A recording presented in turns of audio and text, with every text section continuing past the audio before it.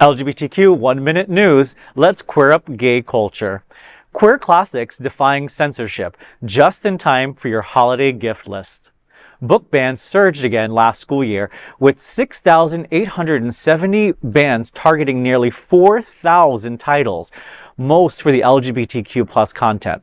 Florida, Texas, and Tennessee led the crackdown, pulling both modern queer bestsellers and enduring classics from shelves. Yet many of these books continue to reappear, refusing to be erased. Here are 7 influential queer books worth gifting this season. Gertrude Stein's The Autobiography of Alice B. Toklas, James Baldwin's Giovanni's Room, Plato's Symposium, Virginia Woolf's Orlando, Patricia Nell Warren's The Frontrunner, and Edmund White's A Boy's Own Story. This holiday season, give the gift of stories censors couldn't silence. You know, this story, I've always grew up with my nose in a book. That's why Belle's always been my favorite Disney princess.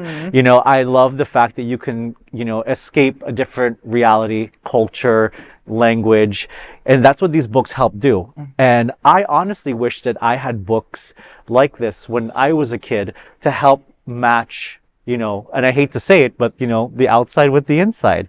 You know, I grew up not knowing what gay was. You know, I wasn't until I was a teenager till I understood, you know, what it was. And all this time, I knew that I was different. And I would have loved the fact that if I was able to read a book to help me feel that, okay, that I'm not, you know, abnormal.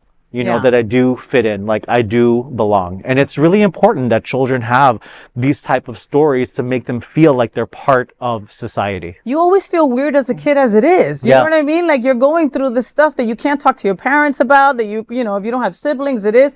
I found myself in a book as well, right? And it was like, other interests. I can't remember what the row was, right? But it was like outside interests or LGBTQ studies. It was something like odd that one bookshelf had. But that was my lifeline. You know what I mean? That was where I saw and read that I wasn't as weird as I thought, you know, that there were others like me, that there was nothing wrong with me.